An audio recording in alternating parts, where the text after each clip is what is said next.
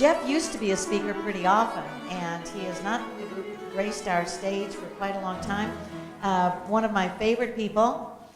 He is the founder of People Type Consulting, an Austin-based firm that works with companies who want to improve their teamwork and leadership, and with individuals who want to find more fulfilling careers. His career spans a broad spectrum of industries, including software startups, nonprofit agencies, universities, Fortune 50 corporations. He currently works for Austin Community College, as do I. But he is a fabulous trainer. I wish I had more time to talk about how goofy he is. You are going to love him. Jeff Johannigman.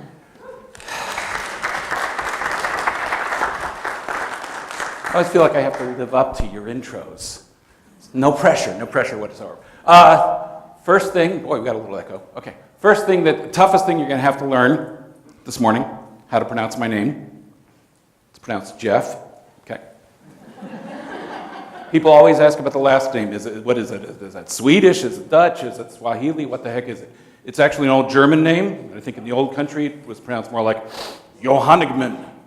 But I grew up in Ohio, so I learned Johannigman, the American way. Quick little bit of background on myself. I am educationally schizophrenic. I got one degree in computer science and another degree in human services because I spent the first part of my career working in the computer game business and then decided creating high-tech addictions for people was not the most fulfilling of life purposes.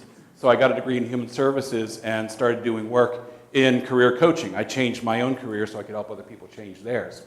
And among other things, I got to work for the University of Texas for the Texas X's and started one of the very first alumni career service programs in the country, which meant I had people coming to my door every single day, glazed look in their eyes, people who graduated 10, 15, 20 years earlier in their 30s, 40s, and beyond, saying, I don't know what I'm supposed to be doing, I just know this ain't it. Can you help me figure it out?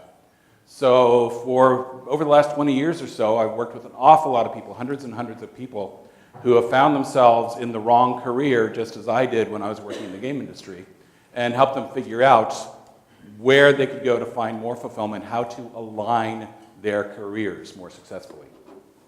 So, got about 45 minutes to get an hour's worth of content in, but first thing we got to do is pass out the handouts here. So I've got on the corner of the table, is my set there, so pass those around. So these, what we're going to talk about today, are a bunch of exercises that I use when I'm coaching my clients. And normally when I'm coaching my clients, I charge $100 per hour or more. So you guys are going to get several $100s worth of coaching for free today, all right? As long as you take my handouts back with you and actually do the exercises that I'm going to explain to you, you get most of my program for free. Just because Kathy asked so nice on that. Now, the very front of your handouts is a template for an ideal job description. And that's my goal when I'm working with all my clients, is to have them be able to define and write down on one 8.5 by 11 sheet of paper, what's my dream job? Now, why is this really so important to be able to get it down into one clear, specific description? Well, it's because of the RAS. And if you've never heard of the RAS, it's the Reticular Activation System. And I can only pronounce that once, I can't wrap my tongue around it twice. It's the part of your brain that is there to take all of the data, all the sensory input, everything you hear, everything you see, everything that goes on around you, and filter out 90% of it so that it brings to your attention the things you tell it are important. Now, you've all seen this at work. You've been at parties when you're engaged in a conversation but somebody over there says your name. Suddenly you notice that there's a conversation where somebody said your name. Or who's bought a car in the last year or two? What did you buy? Subaru Forester. Subaru Forester. How did you decide on the Forester? It didn't look as boxy as the other SUVs that look like mom cars. So you wanted an SUV that didn't look like a mom car, right? Now, when you bought the Forester, by the time you drove it off the lot, did you start noticing every other Forester on the road? Absolutely. Absolutely. Did they just fill up Austin with Foresters on the day you bought yours? Apparently. Apparently. I'm betting there really were a bunch of Foresters on the road a week or two before that, but you weren't seeing them then. Yeah. It was when you had programmed your RAS, programmed that part of your brain to say, this is my dream car. Forester looks like this, doesn't look boxy, has these kind of contours and so on. And that part of your brain, every time you drive past that car and you park in a parking lot or drive past one on the highway, goes, boss, there's your dream car, right there, I found it for you. So that's what your RAS does for you. It finds the things that you tell it are important. And we're going to work on doing that by filling out this job specification. And all the exercises we do today are going to give you pieces to go in that job spec. So we're going to start with our first exercise. Flip open to the second page in there. I've got an exercise called Reforming the Job from Hell. And if I ask my clients, well, what kind of a job do you think you want to have? A bunch of them just kind of shrug their shoulders and say, I don't know. So I found that wasn't a very good question. But if I asked them, well, what don't you like in your jobs? Then I could just sit back for an hour and listen. They'd ramble on for hours and hours. Oh, I hated this job because of this, and my boss was so terrible, and these people it was so political, and yada, yada. It was such a waste of time, all these meetings. So I figured, well, since everybody's such an expert on what they don't want, how can we put that to use? So I started them out with making a list on one side of a piece of paper, everything you don't want in your next job, everything you cannot stand about the jobs that you've had. And people, sometimes they had to take extra sheets of paper, write on the back, be my guest, do what you want, okay? And here's the tricky part about the RAS.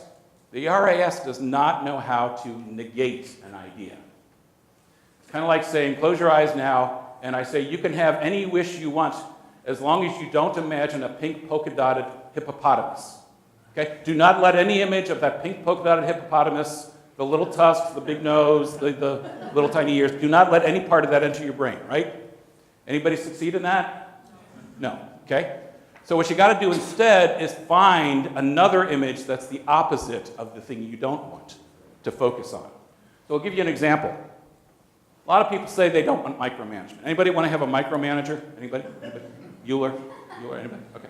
Right? Nobody likes micromanagement. But if you focus on how much you hate micromanagement, guess what the manager you're going to find next? Same principle. My kid's sister always complained about the jerk of a boyfriend she just broke up with. What kind of a narcissist he was, how dishonest he was, how self-centered he was, et cetera, et cetera. And then after she broke up with this guy, what's the next guy that she goes out with like? Same exact guy. Because she's only focusing on the negatives, right? So what we got to do is then on the other side of the page, write down what's the thing you're actually looking for. Don't focus on the thing you're looking to get away from. What's the thing you're looking for? So come up with a description, the opposite of micromanagement. And you can put in your own words. My words would be like, managers who trust and empower me. Managers who trust and empower me. So make sure, whenever you're writing on this side of the page, you're not using the word no or none or not, because that, again, is focusing on the thing that you're trying to get away from.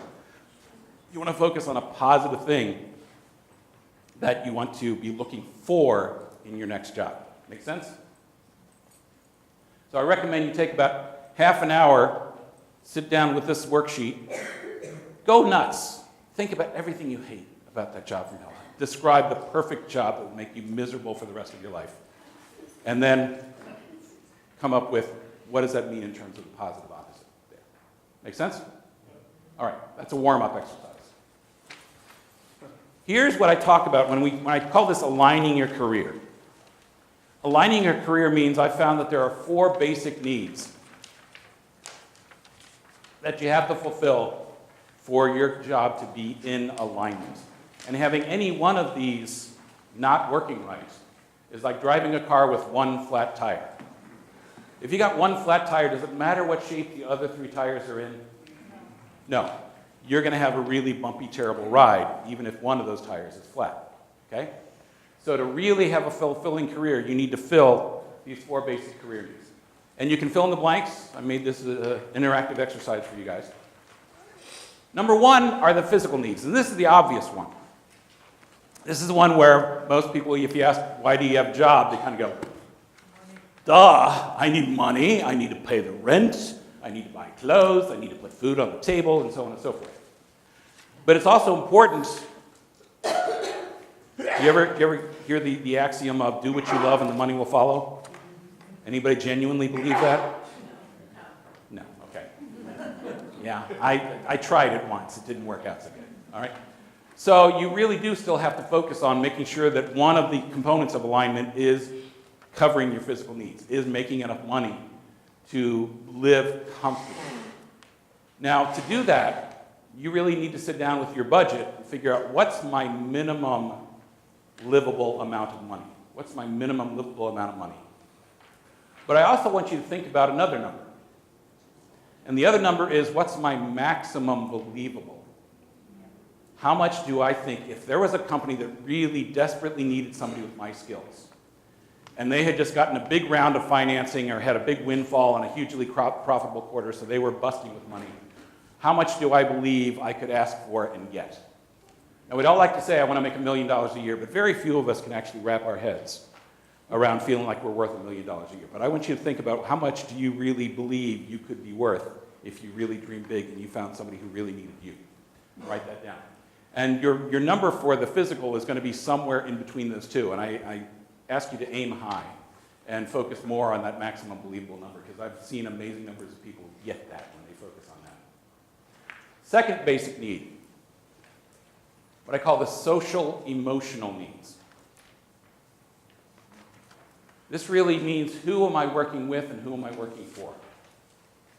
Very few of us really genuinely want to be hermits. Anybody here want to live in a cave?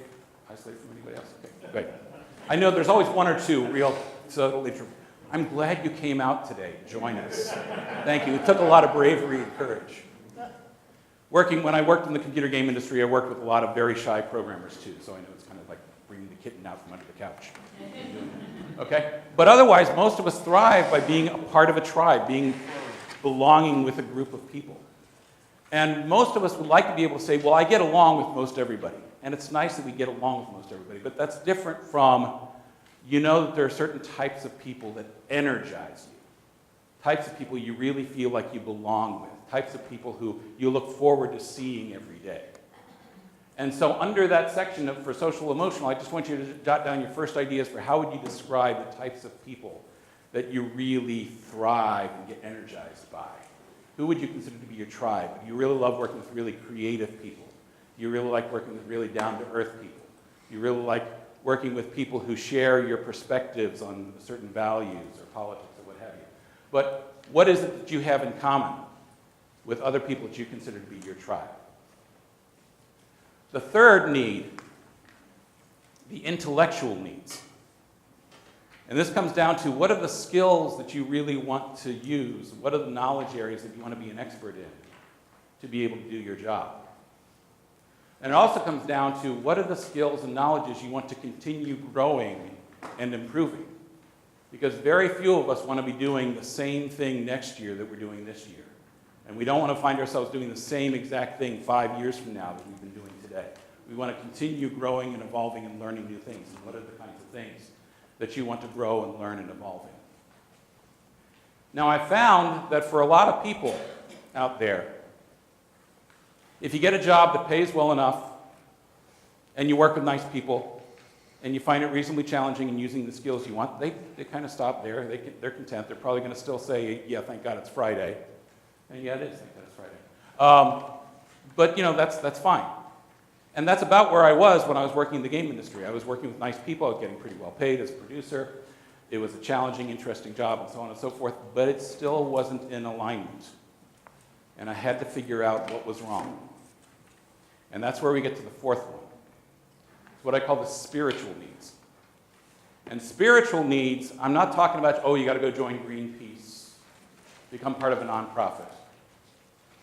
Any economist will tell you that every single job out there is there because it fulfills somebody's need. Somebody has a need for you to do that job, and you are serving somebody by doing so. But what's important is that you find something where you feel connected to the mission of that job, where you feel like what you are doing is important and it's making a difference somehow, in some way, for somebody that you feel is meaningful for you. So for me, when I really got to the point of feeling like my games weren't doing anything except creating high-tech addictions, it was no longer a spiritual connection for me. But when I found that I was miserable in a job, in a career that I didn't like, and needed to find something new, I felt connected to other people who also felt miserable in a job they didn't like and felt disconnected. And one of the things I spent many, many years doing around 2001 through 2004, and again from 2006 through 2010, when we went through 2 recessions, was working with people who'd been laid off. Because I found many times people who were laid off because they were no longer in love with the work they'd been doing. And I helped them reconnect to what they were passionate about. And that's the key word, passion. What is your passion about? The problem is, for most of us as adults, we lose connection to what we are passionate about. When you say the word passion, you kind of scratch your head and go, I don't know, what do I mean by passion? Wait, I saw a movie on Cinemax the other night called Passion Something. No, that's not it. No, okay, never mind. So I actually thought about when is it that we really felt connected to what we're passionate about in our lives. And that meant going back to our childhood, going back to when you were young, typically somewhere between, let's say, the ages of 4 and 12. Before 4, you're still figuring out how to walk and talk and use the bathroom and so on and so forth. And then once you get into your teenage years, you start worrying about, oh my God, what will my friends think? Will I fit in? I can't do that. That's too weird. They're not going to like me with this. But in between, you kind of feel like, oh, this looks cool. Let me try this out. All right? So we connect with our childhood passions. And I found if you think back to your childhood passions, you can often find clues to what you're going to be passionate about now if you reconnect to that inner child. So there's 4 different childhood passions I want to talk about. First passion is a passion for creating. Now, we are all creative in some form or another. When we talk about creating, most of us think about just the arts, music and painting and sculpture and so on and so forth. But in reality, if you think about what you did as a kid, anybody play with Legos? Play with Legos, right? Lincoln Logs or something along those lines. You got in your mind an image of something. Maybe it's a castle, maybe it's a pirate ship, but that's in your mind. And then you got a whole bunch of random Lego blocks here, and you're going to figure out how to take all those random pieces and make it fit the shape that's in your head. So creating is any time that you're taking something from your head and bringing it out into the real world. So maybe your creating is an event. Maybe what you're creating is a process. Maybe what you're creating is a better way to convince people about how valuable your product is. But we all have some form of creativity in us, and I want you to think about what form of creativity do you most enjoy using? One of the things I really love being creative about is giving a presentation. And so right now, all right. Number 2, before school's ruined it for us. Yeah. It's a passion for learning. I remember as a kid, went down in our basement, we had on the shelves, all right, those of you who were in the millennial generation may not remember these things. They're called encyclopedias. You know, the World Book. And I pulled open as a kid the volume D for dinosaur. And I read the whole article on dinosaurs. And at the end of the chapter, at the end of the article, there were like early versions of hyperlinks. Okay, you couldn't click on them. You actually had to pull down volume T and volume A and so on and so forth. But you know, it pointed you to where there were other articles. So you couldn't quite click on them. But it was the same basic concept on there. So before I knew it, I got 10 different volumes of the World Book all scattered around me. And I'm having the time of my life learning everything I can, just sucking it all in. Think about what are the things that fascinate you. We're going to get more detail on that in a little bit. Third one, passion for playing. And, you know, those of us who were raised in good old American Puritan ethic tend to believe that work is work and play is play, and they are 2 separate things. You can't play at work and you can't work at play, and so on. Bull. We're the only species stupid enough on the planet to believe that playing and working are two separate things. You ever seen a cat playing with a toy mouse? Oh, yeah. What's that cat doing? Practicing. Practicing to do what? Hunting. Is that its work? Yeah. I've seen the people who've strapped those little tiny cameras on a cat's collar at night. They're good. They're vicious. Your cute little kitty is a vicious killer. Trust me. But I was watching my kids. We were walking through, I think it was a Kmart store. There was a sign hanging from the ceiling. They had to jump up and try to tap the sign. And I'm going, why did they do that? What's the urge, the impulse to try to tap the sign? And I realized that what playing in many cases is all about is testing our limits. You ever remember as a kid saying, Mom, time me, see how long it takes for me to run to the phone pole and back? Yeah. Right? Those kind of things. How many times you can jump rope. So you're testing your limits. And I see an awful lot of times people who are really good at sales tap into that play aspect of the challenge of this quarter's goals. How good can I be at sales? Can I beat this quarter's goal? So it's a form of play for them. You want to think about what are the abilities you have that you want to test out, that you want to challenge as a form of play. And finally, the W stands for whining. And I have a daughter who was really, really good at this when she was young. She could particularly tell when a piece of cake that her brother got was this much bigger than hers. So I would quickly hear the whine, it's just not fair. It's just not fair. Well, nobody said life is supposed to be fair. But what I had to point out was life is not fair for everybody. And as adults, we typically tend to figure that out and realize that there are things that are not fair in life that we can do something about. And if we develop any form of empathy, it gives us an important reason to find something meaningful to do. Think about the woman who founded Mothers Against Drunk Driving. Why did she found Mothers Against Drunk Driving? She had a daughter that was killed by a drunk driver, right? Definitely just not fair. But because of that, it gave her a motivation to go out and do something that kept other people from having to suffer the same thing. Now, part of my valuable experience from being in the game industry, I was laid off 3 times in my first 2 years out of college.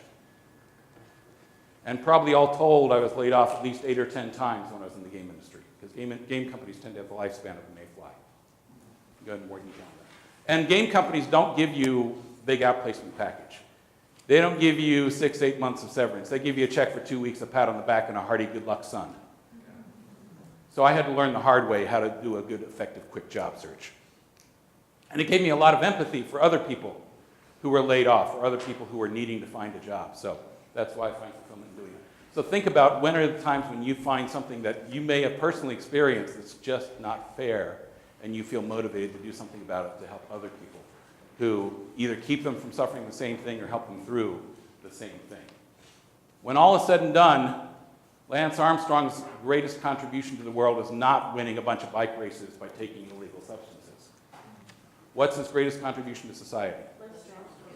The Armstrong Foundation, right? And why did he found that? Because he had cancer himself. Another situation, just not fair in life, but it gave him a motivation to want to do something to help others. So, we're talking about finding your passion. And I wish I had one question that I could ask you and have you go, oh, that's my passion, that's my great calling. Haven't found that one question. I've found 20. And so if you turn to the next couple pages, you'll see my 20 questions. We're going to go through these. These are brainstorming questions. Not everyone is going to give you a great aha, but I guarantee you'll find interesting answers to some of these questions. And if you start answering enough of them, you're going to see the patterns to the ideas that you keep coming back to time and time and time again. And this will give you the clue as to what it is that really is going to give you that spiritual connection. Because, let me go back here a second. What I really found interesting when I looked at these 4 different things, and why it's important to start with the passion, is that what most people do in their career is they start at the physical. They start by trying to find a job that pays enough money, and then they find they're not working with people they like, so they go change to a job where their friends work, and they find something with people that they like, and so on. But by the time they get up to the intellectual, they're way disconnected from their passions. And it's hard to course correct then. But I looked at people who were genuinely excited and successful in whatever they were doing, and found that what they typically did was they first identified what they were passionate about. Steve Jobs was passionate about technology and how technology could change people's lives. And once he knew that, then he tried to figure out, well, what are my skills that I can apply to it? How do I make money at it? And who do I want to work with? So if you start with that as your base, start with your passion as your base, then you can start building around there the other 3 wheels. So here's my 20 questions. We're going to go through these real quick, and some of those you'll get answers to immediately. Some of those you'll have to think a little bit deeper on. Take it home and work on it. Think back to when you were 8 to 12 years old. Somebody asked you, what do you want to do when you grow up? What was your answer? Be a lawyer and drive a Ferrari. Be a lawyer, drive a Ferrari. I like it. Kathy loves retelling this story of mine. When I was about 10, somebody asked me what I want to do. I grew up in a nice Catholic family, so I was going to become a priest. I was going to become a And then puberty hit. Puberty hit, and I said, wait, I got to take a vow of what? Oh, that's nuts. So I changed that career idea, got married, took the vow of poverty instead, had kids. But today, I find myself standing up in front of groups of people, many of whom are sitting in the back pews, and helping them find meaning and purpose in their lives. Okay? So think about, are there careers today, maybe not the same title, maybe not the same thing about being a rock star, but maybe you felt compelled to be involved in music somehow. All right? And what does it contain similar elements? Maybe that Ferrari.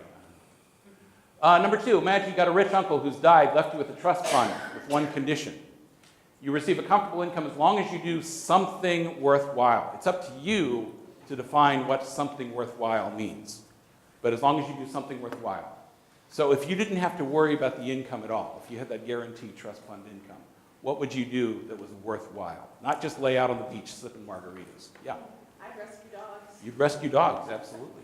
Great cause, great cause. So think about what it is that gives you meaning from that perspective if you didn't have to worry about the money. Rescue crabs on the beach. Hmm? Rescue crabs on the beach. There you go. For which restaurant?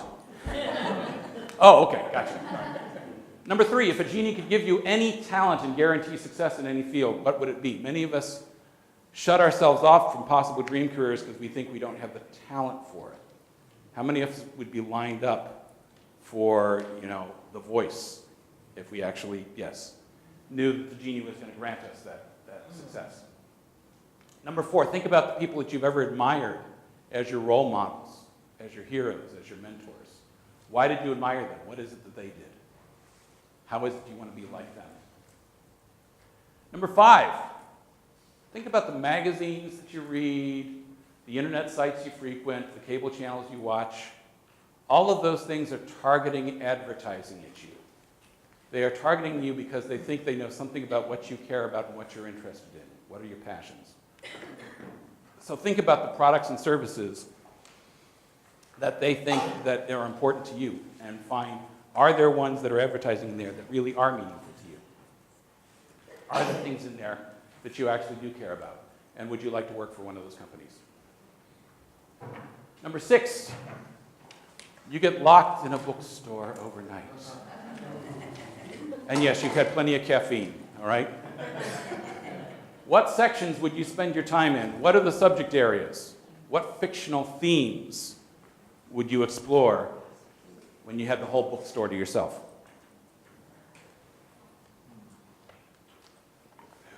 Centuries from now, archaeologists excavate your home. I know a bunch of us are going, oh no, they don't want to see that mess. Oh, I left the dishes out. That's right. Okay, but think about what assumptions would they make? What conclusions would they draw about the occupant of this home? Based upon the decor, based upon your books, your artwork, the things you... Most of us put things in our homes that are important to us. And then 2 weeks after we put it on the shelf or put it on the wall, it disappears. We stop noticing them. So go back home and look around you again with fresh eyes and say, why did I put that on the wall? Why did I put this on the shelf? Why did I bring this and put it in my house? What does it mean to me?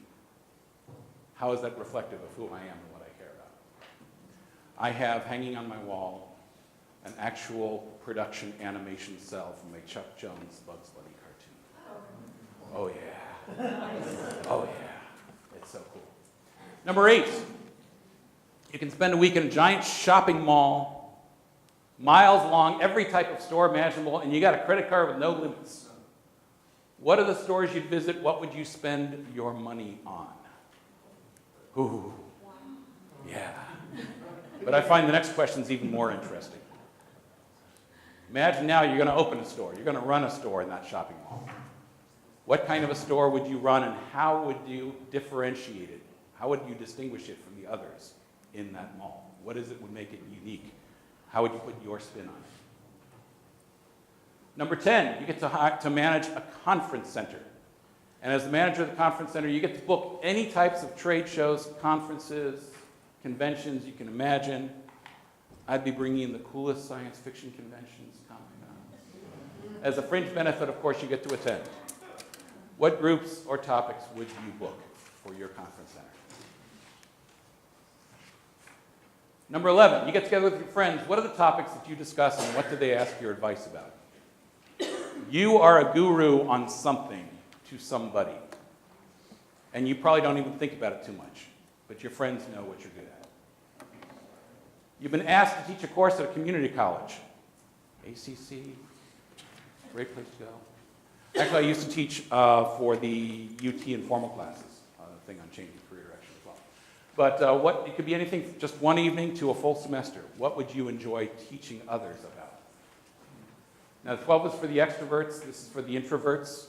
Same basic concept. You got a book publisher that's going to give you a huge advance to write a book. What would that book be about? Think about the social causes you volunteer for. Maybe it's for the animal shelter. Maybe it's for homeless. Maybe it's for abused children.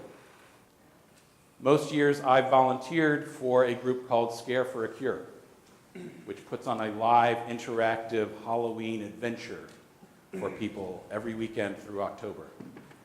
They're almost sold out, but if you want to go, get your tickets now, Scare for a Cure.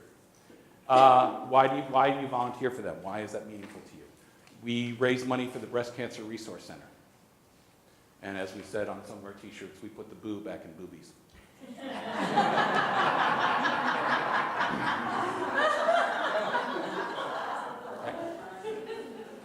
If you could wave a magic wand, what are the problems you'd fix in the world? Don't feel like you got to do the biggies. Don't feel like you got to cure cancer or end world hunger.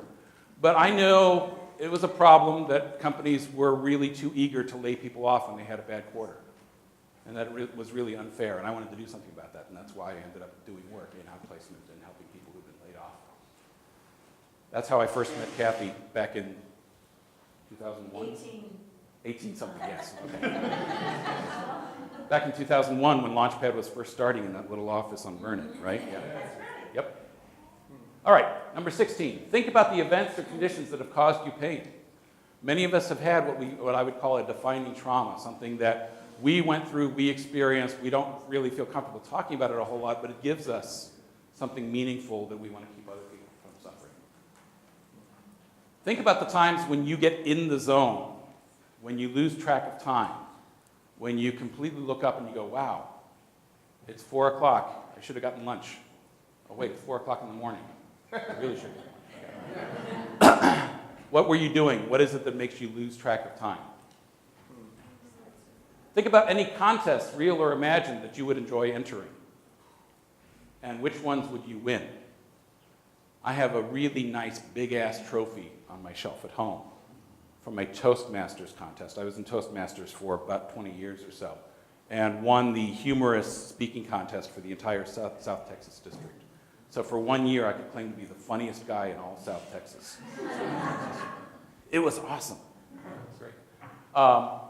Or thinking about when you're watching Jeopardy or some other game shows, what are the topics that you hope come up? I'll take Star Trek trivia for 500, Alex. What is the Corbomite maneuver? Some of you know what that one was. I can tell, yes. Yeah, great episode. Think about the characters from books, movies, and television shows you've ever identified with. What aspects of their lives would you emulate? I want the bracelet, WWKD. What would Kirk do? Yes. I've at least worked on that Shatner timing to get that dramatic pause in at all the wrong times. Thank you. All right. So when you've answered enough of these questions, you don't have to answer all of them, but if you answer enough, you're going to start seeing patterns. You're going to start seeing ideas come up time and time and time again. So look for those patterns. And after you've done the essay questions, then the next page in there is the multiple choice. So I came up with a brainstorming list of tons and tons and tons of different things that turn into passions that people could have careers around. I even included things like waste treatment. Wow. But no, think about how many people are really, really concerned about climate change, sustainability, recycling, making sure that we are not ruining our environment. That's a meaningful career choice. Because of that, absolutely. So, everything down there, petroleum, photography, retail, rubber. Okay, I won't ask. I know. But there, go through that list and circle the ones that you say, that might be interesting, that might be fun. And then narrow it down between thinking about how you answer those 20 questions and which ones you circle off of here to what are the 4 or 5 most interesting, most meaningful passions that you want to play with. And here's where a lot of people just stop. They let themselves be roadblocked because they get interested in a passion and then they shoot it down with something that says, yeah, but I can't make enough money at it. Yeah, but I don't have the skills at it. So it's like, shooting the clay skeet shoot. Thank you very much, skeet shooting. Yeah, they shoot them all down because they don't think about all the possibilities in there. And when you think about any passion, typically we're only looking at the tip of the iceberg. If I think about music as one of my passions, what's the career choice most people would say you associate with music? Rock star, musician, the guy up on the stage, right? What are some of the other career options in the music industry? Sound engineer. Engineer, producer, writer. What? Be a roadie, right? Marketing, digital streaming. Marketing, digital streaming. My son just graduated with a degree in music education. He's now assistant band director at a school in Houston. Okay? I've got a friend who works for the city of Austin as the liaison to the creative industries. Music, film, multimedia, et cetera, et cetera, et cetera. He's got a passion for music, no doubt about it. What he's doing is he's applying his skill in, for lack of a better term, government bureaucracy to finding ways to give tax breaks and other incentives for the creative industries in town. So you got to think about all the things you can do with a passion. You can build it, produce it, perform it, sell it, market, advertise, write about it, teach others about it. Find ways to make it a higher quality, find ways to make it more affordable, test or critique different ways of using your passion, organize events around your passion, music promoters. Help people who are having problems with your passion, music teachers, music therapy. Improve community awareness and support, or supporting operations of a company. Let's say my skills are in accounting or human resources, one of those kind of operational departments. But wouldn't it be much more fulfilling if you're doing it for a company whose mission you believed in and felt attached to and felt like you were helping enable that than just, a tobacco company, right? So remember, if there are people spending money on a passion, there are people making money on that passion. We sometimes overlook the things we think are too trivial. Like, well, I love chocolate chip cookies. You can't make money at chocolate chip. Wait, can you? Know anybody who has? Mrs. Fields, what? Famous Amos? Tiff's Treats. Oh, thank God for Tiff's Treats. Oh. Yeah, right here in town, Tiff's Treats, right? What about ice cream? Amy's, God, yes, absolutely. If there's people spending money on the passion, there are people making money on the passion. I don't know how much money those Keebler elves are stashing away under that tree. They're making good money, okay? Yeah. All right, next page is a little assessment on work values. And values are one of those things we often overlook when it comes to really defining what's our ideal career. But you really want to ask yourself the why. Why do I want to be doing this job? Why do I want to be working in this business? And so I give you a quick little easy-to-do assessment. All you got to do is look at each of the words on that page and give it a number from 1 to 5. 1 means I really don't want it. So for me, working outdoors gets a 1. For me, roughing it means going without cable. Okay, so that gets a 1. Some of us love working under pressure. Some of us hate working under pressure. All right? So 2, something you couldn't care about one way or the other. Don't dislike it, don't like it. 3, it'd be nice to have. 4, yeah, I think that's kind of important to me. And 5s are the ones that are the absolute must-have non-negotiables. The 5s are the must find this in my work. So when I thought about my alignment of values, when I was working in the game industry, most of the people who work in the game industry really value creativity. They value the intellectual challenge, being on the frontiers of technology and trying to come up with a program that does something that's never been done before, and so on and so forth. And those are great, wonderful values for the people I work with. But they weren't my highest values. My highest values really had to do much more with helping other people. And I felt like the work I was doing was not achieving that value. You want to find an organization whose values are in alignment with yours. So you've got to identify, first and foremost, your most important non-negotiable 4 or 5 values. And then, when you're interviewing with a company, really ask how important that is to those companies, those people you work with. Okay? And then we're going to talk about skills, transferable skills. And I find there's 2 different basic types of transferable skills. There's functional skills. These are the things that say what you actually do. These are the active verbs. And then there are personal attributes, the descriptive terms. And we often overlook those as actually being job skills. But if you actually look at a job description of what a company is looking for in somebody, they often use a lot of these personal attributes. We want somebody who's detail-oriented. We want somebody who's organized. We want somebody who's persistent. We want somebody who is a team player, etc. And oftentimes when somebody loses a job, it's not because they don't have the functional skills. It's because their personal attributes don't align with the needs of the job. Now, how do you identify what are your functional skills and what are your personal attributes that are going to give you the most fulfillment? This leads us into our final exercise. And the final exercise is about your positive experiences.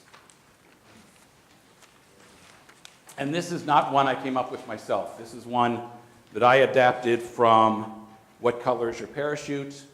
What Color is Your Parachute adapted it from somebody named Bernard Haldane, who is not the guy who ran this company that was scamming people, but actually was a respected career counselor. But it's all looking at thinking back at the times in your life when you did something that gave you that warm, fuzzy glow, that you felt good about what you did, and you did it typically from your own motivation. Or at least when you finished it, you put your own spin on it, okay? I used to call these peak experiences, and then I found a lot of people were putting too much pressure on going, that's really a peak experience. So I just kind of focused it onto a positive experience, something that you feel positive about, give you a warm, fuzzy glow. And think about 7 or 8 of those stories. So take that last page, make 7 or 8 copies, and write down 7 or 8 stories. And you want to cover the entire spectrum of your life. You want to think back to your childhood. You want to go back to your high school days. You want to think about what you've done on your job. You want to think about what you've done as hobbies. You want to think about what you did for fun when you were in college, and so on and so forth. But anytime you have that warm, fuzzy glow. And we've outlined the important part of the story, which is tell us what the situation was, what were the obstacles you had to overcome, or what was the goal that you were trying to accomplish. What actions did you take? That's the most important part. And what results did you get? And by the way, this is the format that's really good for preparing for interviews. Anytime you talk about success stories, I'm sure you've heard the concept before of SAR stories, STAR stories, PAR stories, whatever you want to call it. And then think about, from there, go down that list that I gave you, the brainstorming list of all the functional skills and personal attributes, and identify which 3 or 4 were most important in each of those stories. And I guarantee you, you're going to see patterns come up time and time and time again. When I did this, I thought back to when I was in high school and middle school. My best friend and I used to do magic shows. We did birthday parties, church groups, nursing homes, all sorts. We actually had a really good business running. For 15-year-old kids, we were raking in some money. We were really good. And then he went off to a college in one state, I went off to a college in another. We broke up the act and never got it back together, unfortunately. But I've still got in my closet a bunch of my old magic equipment. Second story I talked about was the summer jobs I spent working at Kings Island Amusement Park in Ohio as Yogi Bear. Yeah, I was a professional hugger. Once you get used to wearing about 40 pounds of mattress padding and fur and being about 120 degrees inside and sweating like a pig, it's a great job. You get paid to hug people. People take pictures of you. It's an awesome job. You know. One of my other stories, my third story, was when I was working in the game industry and I would go out to be at science fiction conventions and talk about the game industry, be on panels about the game industry. And another one was about competing for the speech contest in Toastmasters. Now you look at those 4 examples, do you see anything that those 4 have in common?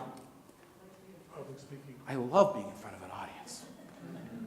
And boy, when I was working as a game programmer, I didn't get much of that. I'm stuck behind a computer all day. I'm feeling like a caged panther. So that's what told me that maybe I want to find some excuse to be in front of an audience. I knew I wasn't good enough to be an actor. So I could be a performer. I do murder mystery dinner theaters and so on and so forth occasionally. But doing something where I get to share some ideas that might help people in their lives felt like a more meaningful thing to do. So that's how I ended up getting into this kind of a role and working at ACC and so on and so forth. So if you look at enough of those stories, 5, 6, 7, 8 of those stories, I guarantee you're going to start seeing some patterns in either the functional skills or the personal traits or the values that motivate you in that process.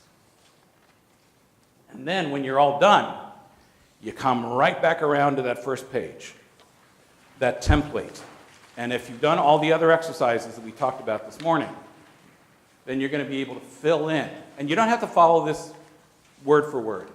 I kind of gave it to you as a Mad Lib outline, but I encourage you to rewrite it in your own words, but incorporate most of these elements. Think about when you do the job from heaven exercise, what are the positive things you want to look for? Think about how do these things fit those 4 basic needs.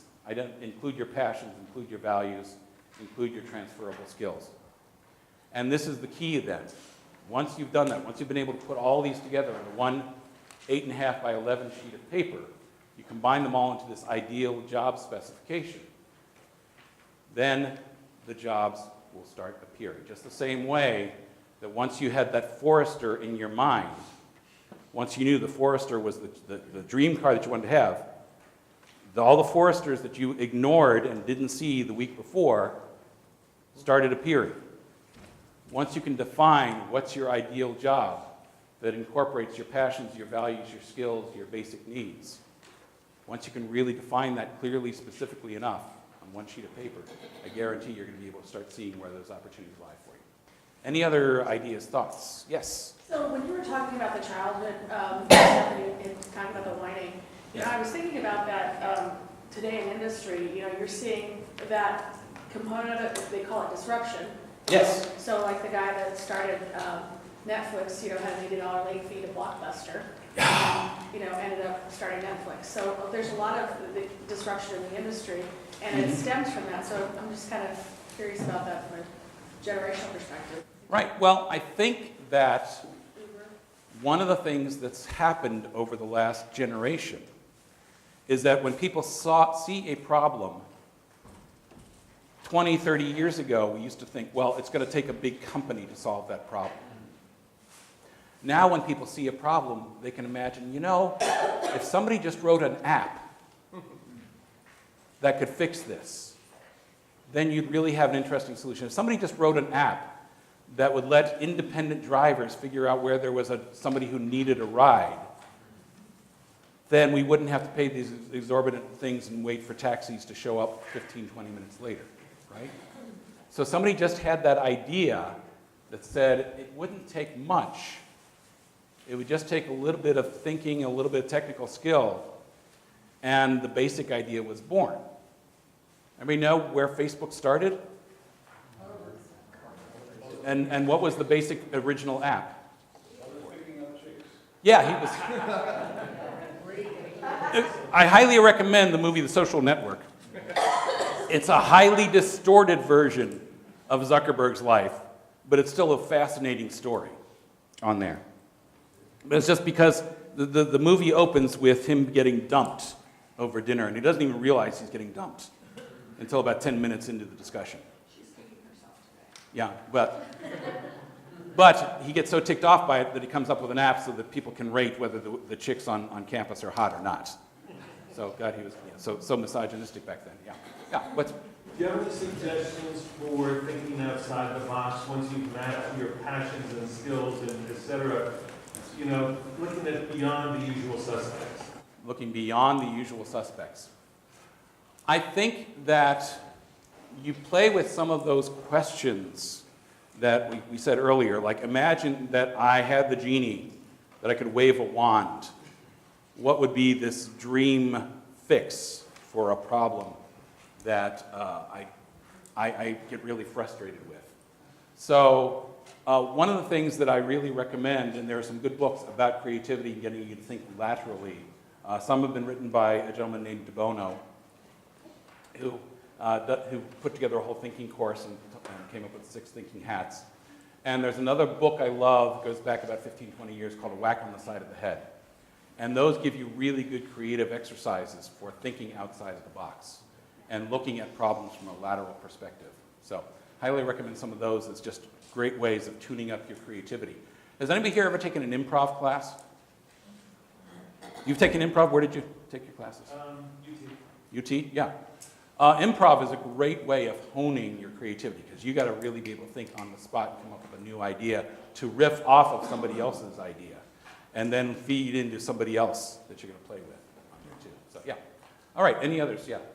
So I would think Toastmasters would be one of those generalizable things that are good for people. Absolutely. Regardless of what their career might end up being. In your experience, have you found anything else like that just about everyone would benefit from acquiring if they don't already have it? Mm-hmm. Well, I am a huge, huge proponent of Toastmasters because not only does it give you those public speaking skills, but it really helps you think on the spot. If you ever do table topics for Toastmasters, you get really good at developing those impromptu, off-the-cuff speaking skills that you need in every interview.